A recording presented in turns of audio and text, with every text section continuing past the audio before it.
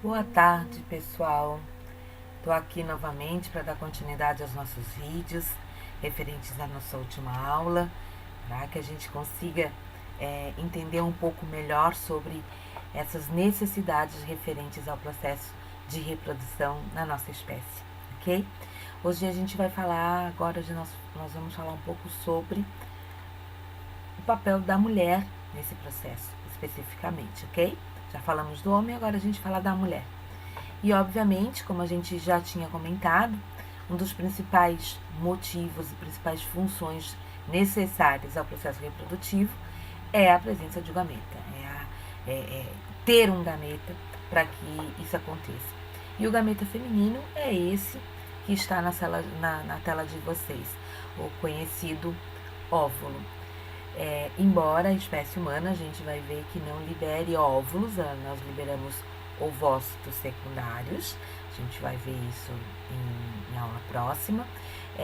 A gente conhece popularmente, produzimos óvulos durante o processo de fecundação.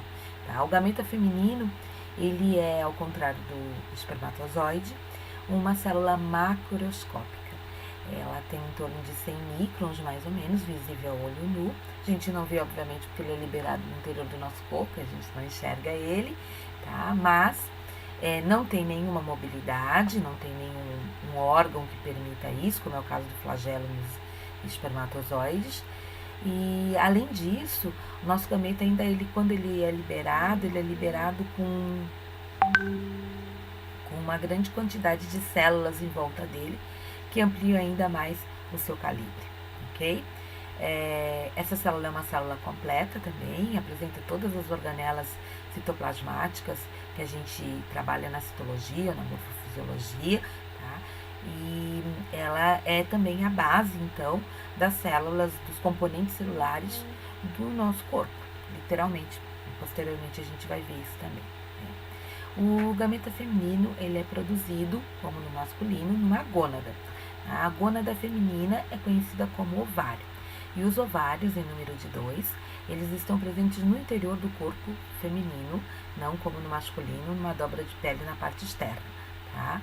Então, os nossos ovários, eles fazem, também de forma diferenciada do que nos testículos, eles são órgãos que são órgãos maciços, tá? A gente consegue definir duas regiões muito diferenciadas nos nossos ovários, uma região centralizada, que a gente chama de zona medular ou simplesmente medula ovariana, onde estão contidos uma grande concentração de vasos sanguíneos, vasos linfáticos, o processo de inervação também se dá aí, tá?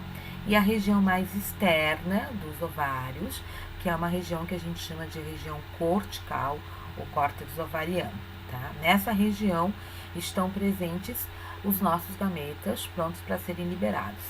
O nosso ovário não é um órgão muscular, né? E ele não apresenta um conjunto de canais que se comunicam com a parte exterior, ou seja, se comunicariam com a tuba uterina. Então, como é que os nossos gametas, eles saem do ovário? Essa é uma grande pergunta, né? Porque não adianta só a gente produzir o gameta, a gente precisa liberar esse gameta para que ele possa encontrar com o gameta masculino. E aí a questão, como é que então ocorre esse processo de liberação que a gente conhece como ovulação, erroneamente, né? Porque deveria ser oocitação, ovocitação, mas que a gente conhece popularmente como ovulação e que libera um gameta por vez e ao mês dentro da nossa espécie. Bem, vocês estão vendo que nós temos no interior do córtex ovariano a presença de estruturas que parecem um balãozinho aqui, né? E aparentemente que a gente observa que em um momento esse balão como que estoura e libera esse conteúdo, né? Que seria o gameta feminino. E é exatamente isso que acontece, tá? Os nossos ovários, eles iniciam mensalmente um processo de amadurecimento que culmina numa ovulação, que é o que está mostrando aqui esse pedaço de um vídeo, né, que é extraído também do YouTube, tem no meu canal, você pode ver The Egg Journey, que permite que a gente observe isso. Bem, quando ocorre o processo de ovulação, esse gameta então é liberado para o interior das tubas uterinas. As tubas uterinas, elas têm uma série de funções, elas participam da capacitação espermática lá dos espermatozoides, né? Funcionam como um caminho também para o espermatozoide chegar no gameta feminino, mas é um órgão nosso. Então ele vai ter uma função, obviamente, para nós. E a grande função, e a primeira função desses tubos, né, é auxiliar no transporte do gameta, coletar o gameta feminino logo a partir do momento em que ele é expulso, né, quando ele é liberado do ovário, nós temos uma parte especificamente da tuba uterina, que é essa região maior, que a gente chama de que a gente chama de infundíbulo, que apresenta na sua parte mais final prolongamentos como se fossem dedos de luva mesmo, que são chamados de fímbrias. As fímbrias, elas varrem a superfície ovariana constantemente. A tuba é um órgão muscular, ao contrário do ovário, né? E então, quando elas encontram, né, essa estrutura que é abaulada aqui, que é maior, que mostra um folículo maduro prestes a ser liberado, a gente chama de estigma ovariano, a tuba literalmente vai se posicionar nesse local, e quando ocorre a expulsão, a tuba vai então coletar o gametinha aqui, como está sendo observado, tá? Tem um outro vídeo que mostra um pouquinho sobre isso também, que eu acho bem legal de mostrar para vocês, que facilita a nossa vida. Vamos ver se eu consigo trazer aqui para vocês isso, que é a parte da ovulação. Tá? Vou passar um pouquinho, que mostra a base do processo ovulatório, que a gente vai estudar depois, que depende de alterações hormonais, né? E que vão culminar na chegada até lá no útero e principalmente no ovário, tá? E lá ele vai estimular o crescimento daquelas estruturas. O que tem lá no ovário sempre? Tem um gameta feminino que é recoberto por um conjunto de células, e essa associação entre o gameta feminino e esse conjunto de células, que são chamadas de células foliculares, a gente conhece como folículos. Eles estão presentes em toda a extensão do nosso córtex ovariano. Eles medem, em geral, em torno de 1 milímetro, e sob estímulo hormonal, de 10 a 12 desses folículos, todos os meses iniciam um processo de crescimento. Tá? À medida que um cresce mais, ele tende a inibir o crescimento dos outros. E aí esse maior, que a gente chama de folículo de Graafi, ou folículo maduro, que pode chegar, vejam, até 2,5 centímetros, ele então vai chegar um momento que vai romper, depois a gente vai ver o que faz isso, que faz isso com que isso aconteça. E aí notem aqui as tubas, né, com o infundíbulo e a região de fímbrias, coletando então o gameta feminino. Esse gameta feminino então vai percorrer a extensão da nossa tuba, que mostra a região do folículo dominante. Isso aqui é um processo de ovocitação ou de ovulação induzida. Então, aqui é um material cirúrgico, né? Mostrando aqui a saída do gametinha bonitinho. Mas veja um tamanho no ovário, né? Essa estrutura aqui. O que sobra depois, quando rompe, forma tipo uma cicatriz, uma feridinha, que a gente chama de corpo lúteo, tá? O corpo lúteo é o resultado desse processo. Aqui mostrando de outra forma a mesma coisa, né? Olha lá, ele vai romper, né? O gametinha tá lá dentro do folículo, tá bem bonito. As fímbrias ali pertinho, né? Ó, não pode estar longe, porque elas precisam, obviamente, receber. Esse movimento está lindíssimo. E aí, quando ocorre a expulsão, libera o gameta. E ele, obviamente, vai entrar onde ele tem que entrar, que é na tuba uterina. Tá? Tá aqui. Gametinha, e em volta dele uma série de outras células que são resquícios daquelas células que são chamadas de células foliculares.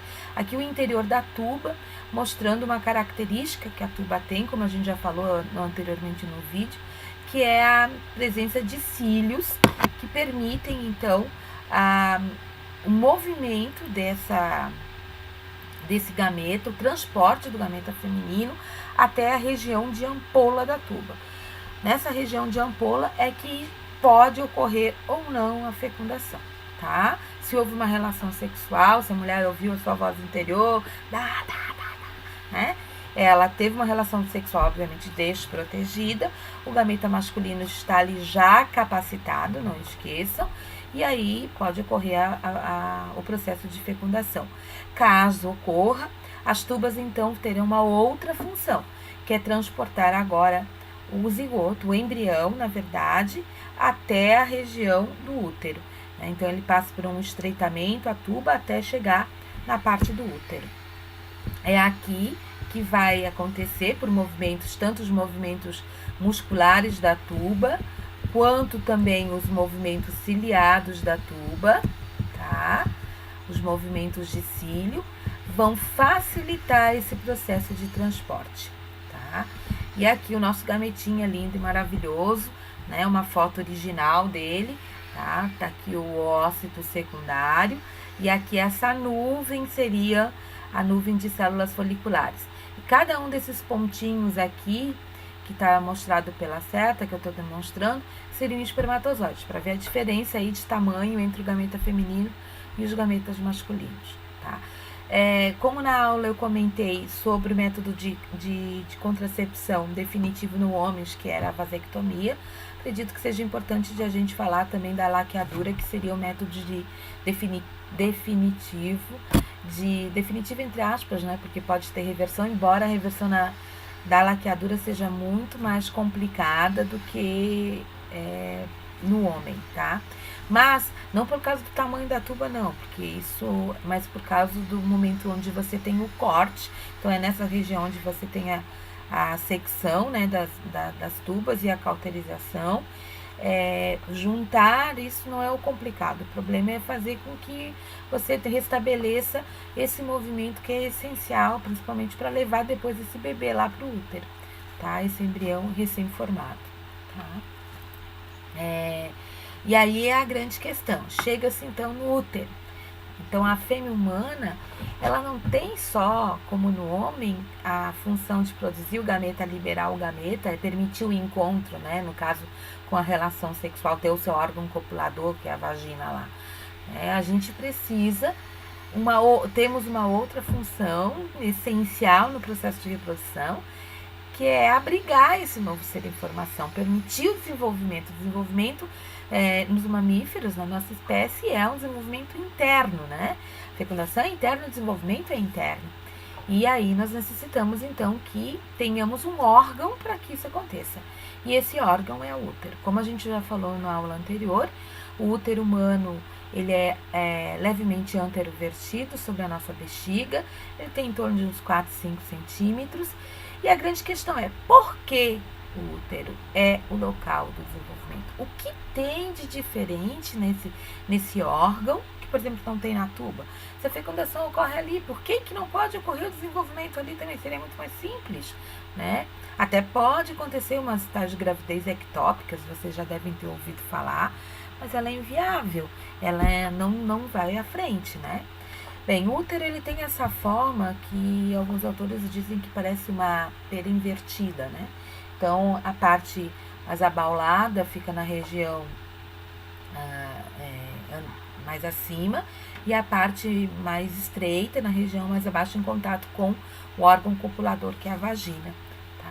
Então, essas partes do útero são conhecidas como fundo do útero. No interior a gente chama de corpo uterino. Depois nós temos uma região de istmo uterino. E essa região de contato com a vagina aqui, que está mostrando, a gente chama de colo ou cérvix uterino, né?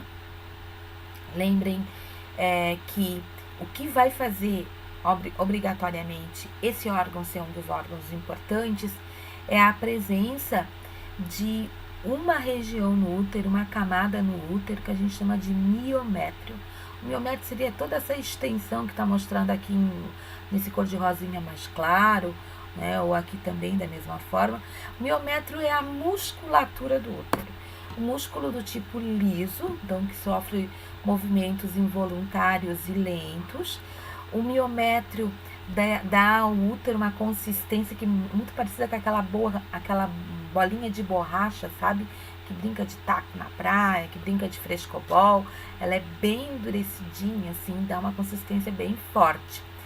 E esse músculo vai permitir, então, que o útero, ele cresça com o bebê, literalmente, né? Então, esse útero que tem em torno de 4, 5 centímetros, chega lá no final da gravidez, o útero tá empurrando o diafragma lá para cima da mulher. Ele chega a quase 30 centímetros, né? Então, tem um crescimento grande em comprimento e tem um aumento de volume no útero que chega a quase 1000 vezes, tá? Lá no final da gravidez, essa camada do miométrio, que geralmente é muito espessa no útero não gravídico, né? Ele fica mais fino do que uma folha de papel.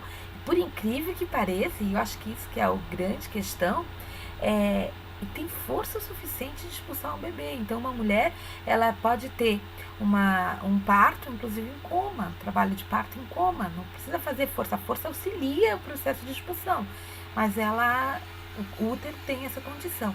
E logo depois da saída, da expulsão do bebê, 2 horas depois, esse útero que estava lá em cima já está na região de umbigo e, à medida que o tempo passa, vai chegar exatamente ao mesmo tamanho.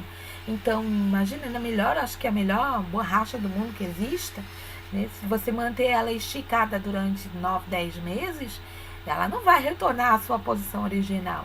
E o útero está lá, firme e forte. Então, isso é uma condição essencial que faz esse órgão ser o órgão de escolha.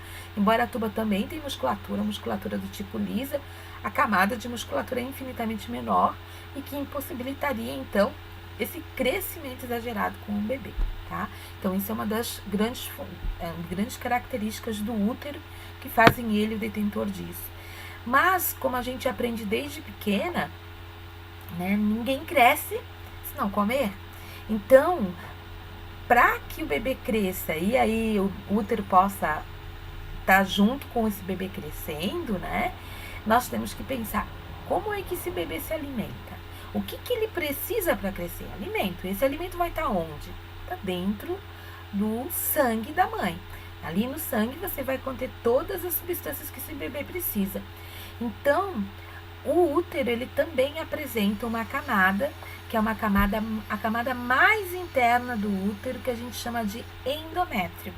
O endométrio é uma camadinha que tem aproximadamente meio centímetro, mais ou menos, e no interior do endométrio, que a gente chama de endométrio basal, como a foto sugere aqui, essa figura sugere, nós temos uma grande concentração de vasos sanguíneos. Esses vasos formam principalmente artérias espiraladas e uma grande concentração de glândulas. Todos os meses, associada àquele crescimento folicular que a gente viu, associado ao desejo sexual que existe na mulher, o útero sofre também o útero sofre, especificamente o endométrio, sofre um aumento na espessura. Ele chega a 1 milímetro, 1,4, 1,5 milímetros. Durante esse crescimento, então, você tem uma ampliação dessas glândulas que começa a secretar muito aquele muco que favorece a passagem do espermatozoide. E esses vasos sanguíneos espiralados, eles vão sofrendo uma linearização e à medida que eles vão sendo linearizados, eles começam uma bifurcação imensa, formando, como a figura sugere aqui, uma rede intrínseca de capilares. E é então nesses capilares que vai ter o alimento. Como assim? Como é que o bebê vai acessar esse alimento? E essa é a grande questão, né? Que muitas pessoas às vezes não sabem. Mas quando a gente chega no útero, com 5, 6 dias, né, e depois a gente inicia o processo de entrada, que a gente chama de implantação ou de inidação, o bebê, ele corrói a parede do endométrio. Ele pega, como se minha mão fosse o endométrio aqui, ele vai abrindo um buraco e se posiciona dentro do endométrio, tá? E aí, nesse momento em que ele está corroendo essa parede, esses vasos sanguíneos vão ser também abertos e liberar o sangue. Então, quando o bebê estiver aqui dentro do endométrio, ele vai receber sangue, né, da mãe direto, e ele então vai ter os nutrientes necessários para começar a crescer, tá? Então, todos os meses, por interferência hormonal, esse endométrio que está mostrando as fases do endométrio, ele passa por um crescimento muito grande, forma um aumento nas suas glândulas, elas ficam mais cheias desses canais enrugados, porque aumenta a secreção, e aí o bebê pode, então, se fixar aqui, tá? Caso não ocorra uma gravidez, o que vai acontecer? O hormônio que estava mantendo esse endométrio funcional, esse endométrio crescido, ele vai desaparecer do corpo da mulher. Então, é como se a gente tirasse a força que mantém tudo isso pronto. E aí, a primeira coisa que vai ocorrer é que esses vasos sanguíneos que eram naturalmente espiralados, quando tu estás mantendo eles linearizados, quando tu tira essa força, eles tendem a voltar ao normal. E isso quebra todo esse conjunto de capilares que foram formados no endométrio funcional. O endométrio sofre o que a gente chama de isquemia. Essa isquemia faz com que você tenha morte, e aí esse endométrio que foi produzido a mais, ele vai ser liberado, tá? Vai sair, o útero começa a se contrair e vai expulsar esse endométrio que não vai ser utilizado. Esse processo a gente chama de menstruação.